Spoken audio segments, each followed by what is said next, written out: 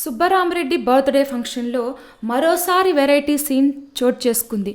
మోహన్ బాబు తన 40 ఏళ్ల సినిమా కెరీర్లో వివిధ సినిమాల్లో నటించిన గెటప్స్తో పాటు అరుదైన ఫోటో బుక్ని శ్రీదేవి చేతుల మీదుగా ఆవిష్కరింపజేశారు. ఇక ఆమె వాటిని ఓపెన్ చేసి జయప్రద, జయసుధకి ఇవ్వాలని అనౌన్స్ చేశారు. ఇక ముందే శ్రీదేవి వచ్చినా కూడా మేం రావాలా వద్దా అన్నట్లు జయసుధ, జయప్రద దూరంగా ఉండిపోయారు. ఒకవైపు శ్రీదేవి ప్యాక్ని విప్పుతుంటే మోహన్ బాబు ఆమెకు సాయం చేస్తున్నారు. అదే సమయంలో విష్ణు, మనోజ్, లక్ష్మీ ప్రసన్నలు కూడా పక్కన నిలబడ్డారు.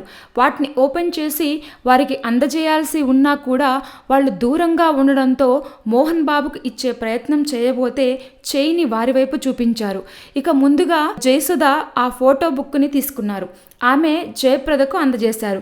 ఇక నిలబడినట్లుగా నిలబడి జయప్రద వెళ్ళిపోయారు.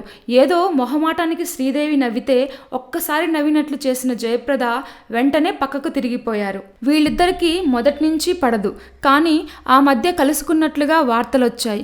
కానీ టీఎస్ఆర్ బర్త్డే వేడుకల్లో అదేమీ లేదని క్లారిటీ వచ్చింది. పైగా శ్రీదేవికి ఎందుకింత ప్రాధాన్యత అనుకుందో ఏమో కానీ జయప్రద ఏమాత్రం పట్టించుకోకుండా వెళ్ళి చిరంజీవి, ఇతర నటులతో మాట్లాడటం మొదలుపెట్టింది.